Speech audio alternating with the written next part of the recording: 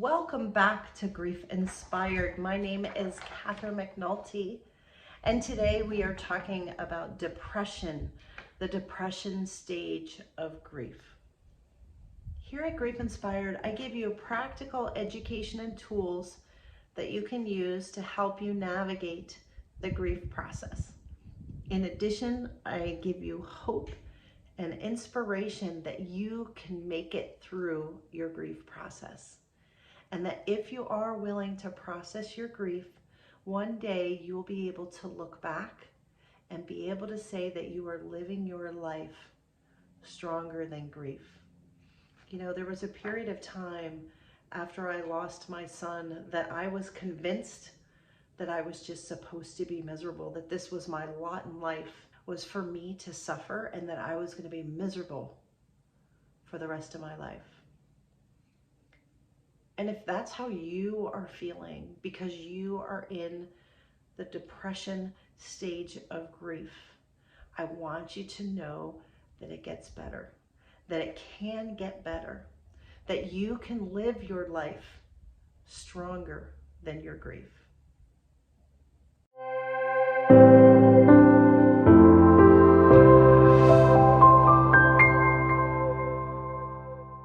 So in this video, we are going to talk about depression. So this is a 5-part video series that I'm putting together on each of the 5 stages of grief. So we've already talked about denial, anger, bargaining, and here we are at depression. And moving forward in the next video, we'll be talking about acceptance. But I want to put some extra special emphasis on depression, because many people will say that depression is the hardest stage of grief, which I find a little bit laughable because there isn't a whole lot about grief that isn't hard. And so is there really a part that's harder than another part? I think it's all hard.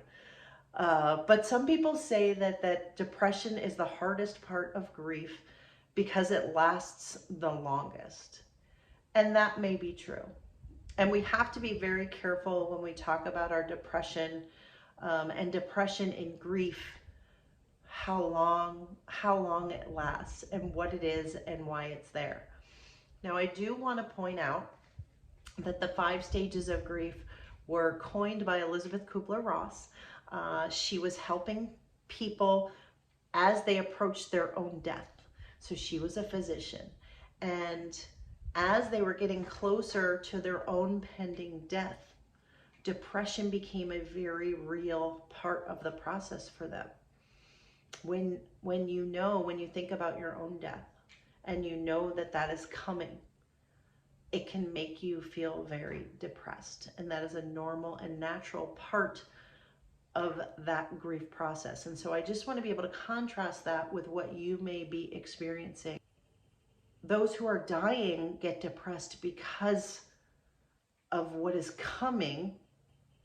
You may be depressed because of what has happened, because of what you've lost. Now, I also had suffered with anxiety and depression before my loss. So if you haven't had any depression before your loss, and that you are only experiencing depression because of your loss, there's a distinction there. And so I want you to be careful, because sometimes society tells us that we are not supposed to feel depressed. That the minute we are depressed, or we feel depressed, or we feel anxious, that we need to run and get some pharmaceuticals to make that go away.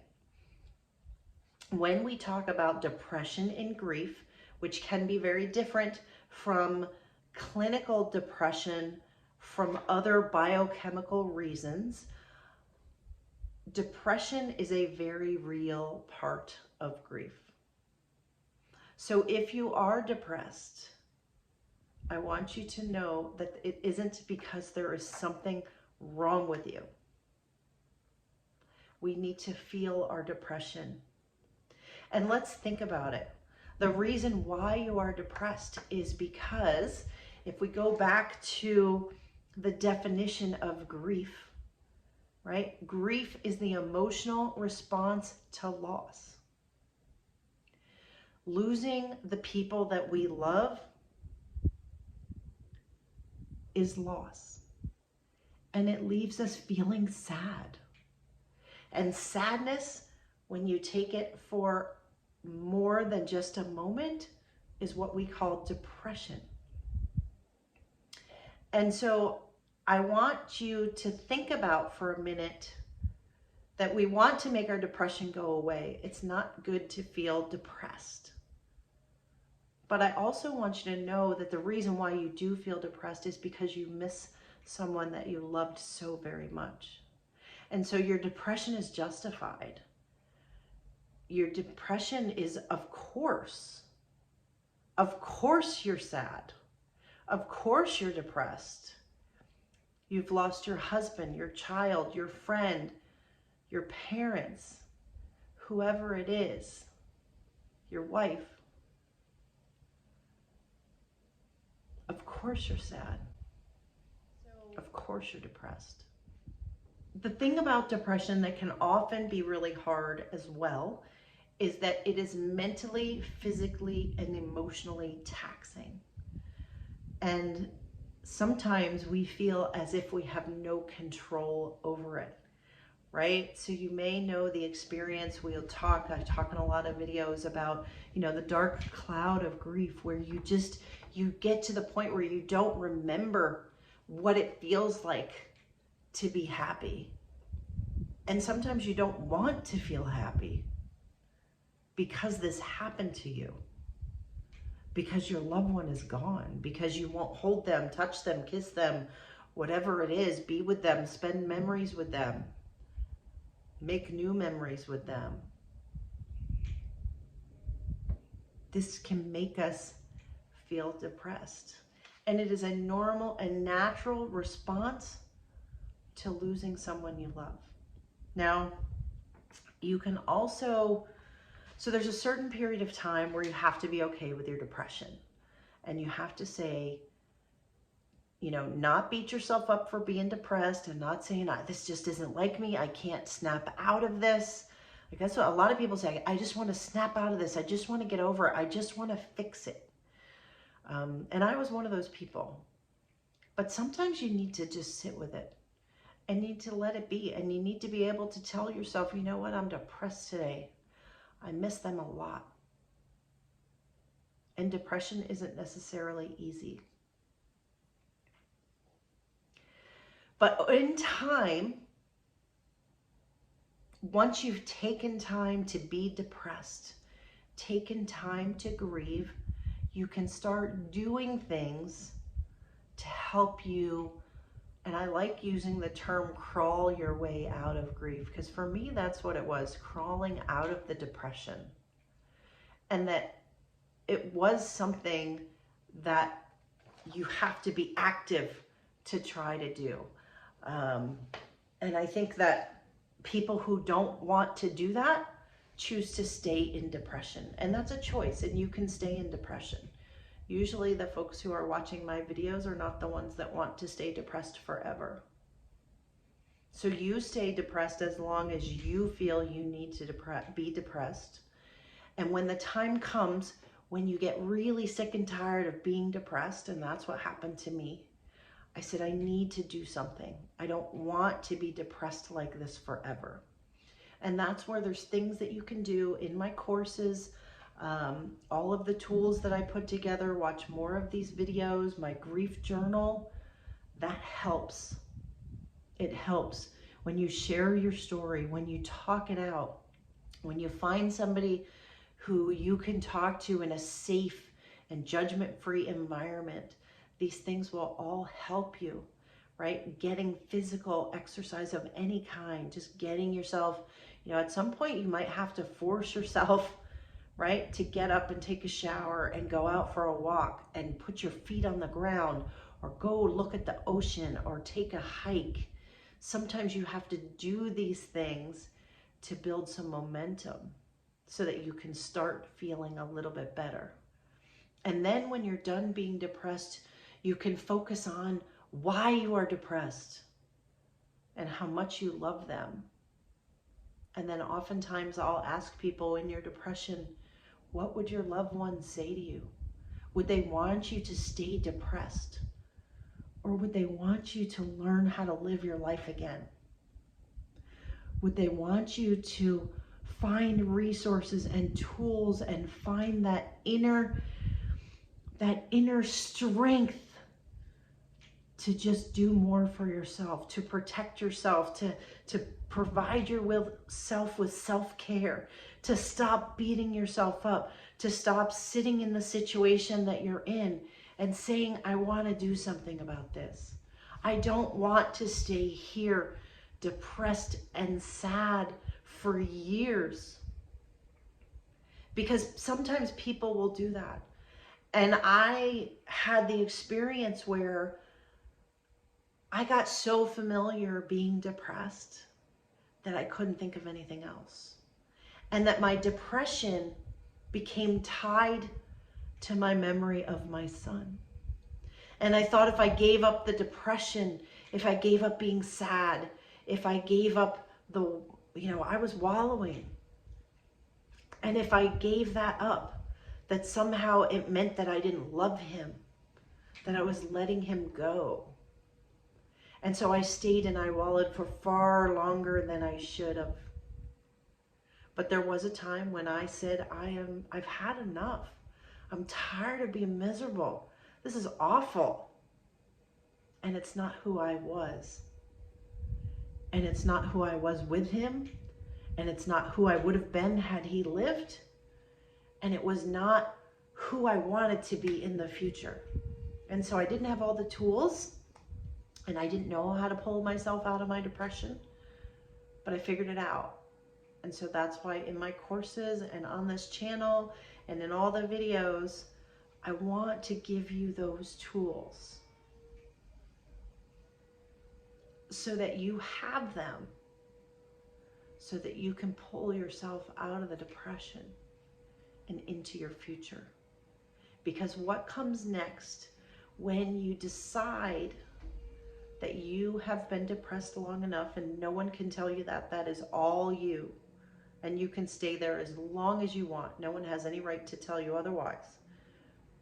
But when you are ready, that's when you have to look forward and say, where am I going now? And you want to be creating whatever's next for you, informed not only by your grief, but by the love you had for your loved one. And they will root you on, and they will talk you forward, and they would help you figure out what the next step is. And it's scary and it's full of fear moving forward. It's scary and it creates anxiety and it creates more feelings of helplessness like we talked about in the last video. It leaves us feeling out of control. There's new things that we have to do that we've never done before that we don't want to do. But to honor your depression and to honor the person that you miss, the person that you love more than life itself,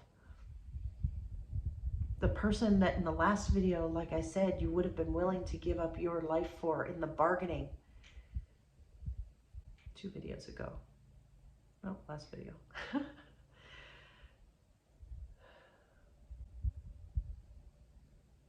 The person that you were willing to give your life for is the person now that you need to live your life for.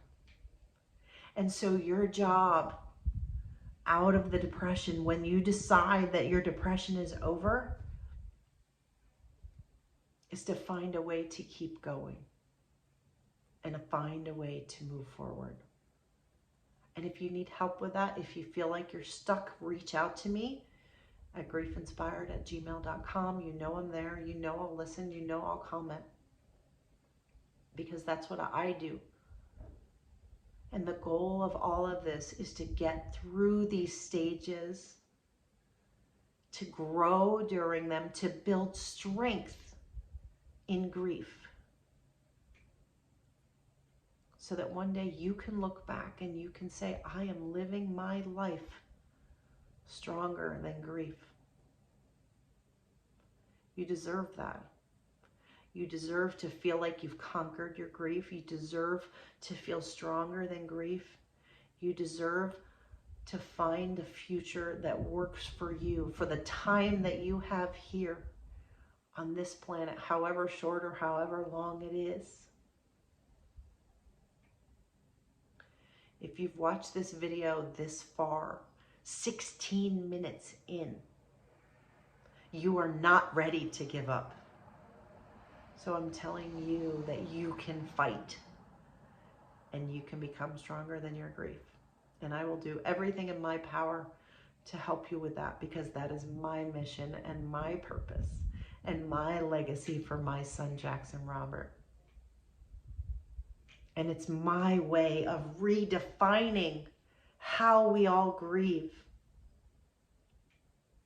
because we deserve better. Our loved ones deserve better. And we can do it together. And it's about connection and not doing it alone and not staying isolated and getting support and not beating yourself up and finding forgiveness and finding ways to love yourself, the good, the bad, and the ugly, and becoming self-aware. And as Brene Brown says, it's about, we want to connect to others, but the only way to truly connect with others is to first connect with ourselves. And this journey of getting out of your depression and choosing not to stay in it is building self-awareness all day long. All day long. So if I can help you on this journey, that is why I'm here. So please reach out. And in the next video, we're going to talk about acceptance. If you have not already subscribed to my channel, please do so. Please do so that other people can find my videos too, and you can continue getting stronger in your grief.